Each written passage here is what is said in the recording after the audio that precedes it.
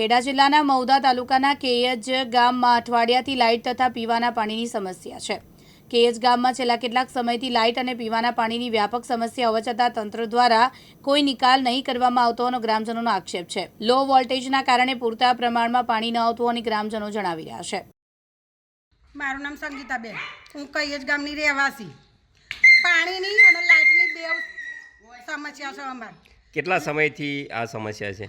અરે હવે તો આ તો શું કહીએ, 4 થી 5 દિવસથી, અને એમાંય 4-5 દિવસ નહીં, ટોટલી ચોમાસું ચાલુ થાય એટલે અમારા ગામમાં પહેલું લાઇટની સમસ્યા। ડીમ ફૂલ લાઇટ ફૂલ હોય જ નહીં, ફોલ્ટમાં જ લાઇટ હોય, અને પછી તરત જ મોટરની તકલીફ થાય, મોટર ઉપડે ને મોટર ભરી જાય એટલે પાણી ના આવે।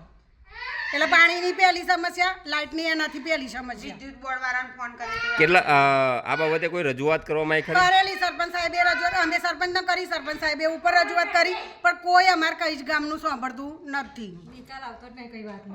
તો અત્યારે પાણી ક્યાંથી લાવો છો તમે? અત્યારે પાણી કઈથી લાવીએ? નદીએ જઈએ, મોઢે તગારો લઈને ધોવા, અને 2 દિવસ પહેલાનું થોડું ભરેલું હતું એ થોડું કરકસર કરીને વાપરીએ બસ। વરસાદનું આવ્યું તે ભૂંગળોથી ઝીલ્યું। મારું નામ પટેલ મનીષાબેન છે, હું કૈયજની રહેવાસી છું। અમારા ગામમાં પાણીની તકલીફ છે અને વીજળીની પણ તકલીફ છે। ટાઈમસર પાણી નથી આવતું, લાઇટ પણ ડીમ ફૂલ જ આવે। એક વરસાદ પડ્યો પહેલાં તો લાઇટ અમારે જતું જ રહે, તો 3 દિવસ સુધી લાઇટ ના આવે તો કરો શું? કેટલા સમયથી આ પ્રકારની પરિસ્થિતિ છે? લગભગ અઠવાડિયાથી આ પ્રશ્ન છે।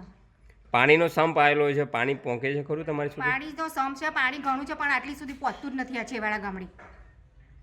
અમારો કોઈ પ્રશ્ન સાંભળવા તૈયાર જ નહીં। કેમ, એનું કારણ શું?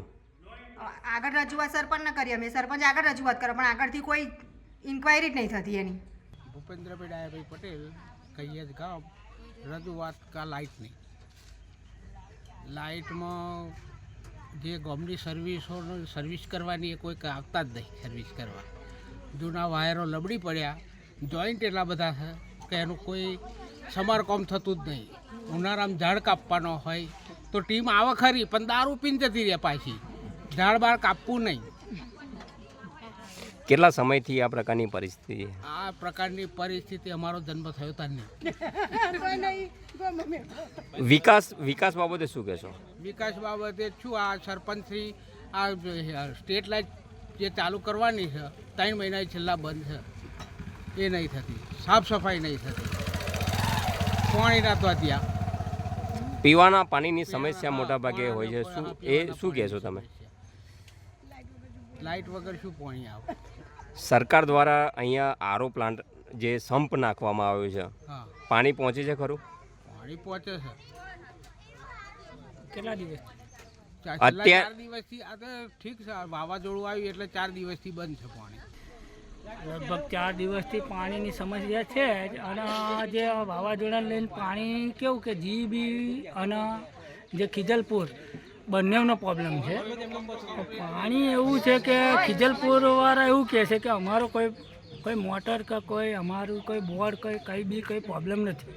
એ લોકો એમ કહે છે કે જે લાઇટ ખરું ને એ કંઈ ડિફોલ્ટમાં છે। હવે જીબીવાળા એવું કહે છે કે અમારું જે કામ છે એ બધું ઓકે છે।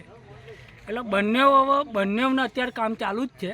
આજે આખો દિવસ આજે સવારના બચારા બંને મહેનત કરી જ રહ્યા છે, પણ પાણી છેલ્લા 4 દિવસથી પીવાનું પાણી નહીં, નાહવાનું નહીં, પાણી પીવાનું નથી। તો એના માટે અમે આ રજૂઆત કરીએ છીએ કે હવે શું કરવું, હવે આગળ હવે જોઈએ। બીજા નંબરમાં કે છેલ્લા અઢી મહિનાની સ્ટ્રીટ લાઇટ નથી આપણા ગામમાં। બીજું કે જે પાણી ઓપરેટર જે ચાલુ કરે, ચાલુ બંધ કરે, એ ઓપરેટરનો બી હું પગાર આપું છું છેલ્લા 2.5 વર્ષથી। બીજા નંબરમાં જે પ્લમ્બરિંગ, જે રિપેરિંગ બી કામમાં હું આપું જ છું અત્યારથી। લગભગ 2.5 વર્ષથી બધો ખર્ચો હું જ આપું છું। લગભગ 70-80 હજાર રૂપિયા મેં જ હું અત્યારે ખર્ચું જ છું, ચાલુ જ છે। પણ તલાટીને આપણે કહીએ છીએ તો તલાટી એવું કહે છે કે આપણે પંચાયતમાં ભંડોળ નથી, હું તમને સેટિંગ થશે એટલે હું તમને પગાર આપીશ કે તમારો વહીવટ હું કરી દઈશ, પણ અત્યારે પૈસા નથી, અત્યારે તમે સંભાળી લો ગામ, એવું કહે છે। તાલુકા પંચાયતમાંથી આ બધે કોઈ ગ્રાન્ટ નાખવામાં આવે છે ખરી?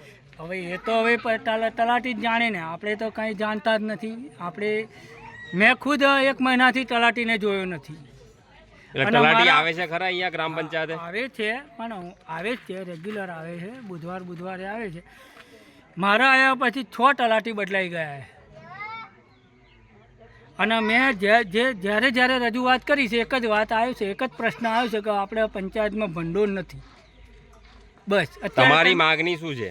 મારી માગણી એટલે રેગ્યુલર મારું ગામમાં મારે બધો કોઈ પ્રોબ્લેમ ના આવવો જોઈએ. બસ રેગ્યુલર ચાલવું જોઈએ. જે પંચાયત જે ખર્ચો કરવો જોઈએ એ કરવો જોઈએ. અત્યારે હું ખર્ચો કરું છું. અત્યારે મેં લગભગ 90 લાખ રૂપિયા હું અત્યારે હાલમાં હું ખર્ચો કરું છું. અત્યારે આ બધા બી આ તે બધા જ્યાં આપું છું એ બધા ખર્ચો હું જ કરું છું. મેં જ બોલાયા છે. અને જે પ્લમ્બરિંગ, વાયરમેન, પછી ત્યાંથી જે સોલ્યુશન આ તે બધું જે ખર્ચો બધો હું જ કરું છું અત્યારે. જિગ્નેશ સોડા, દિવ્યાંગ ન્યૂઝ, મહુધા, ખેડા.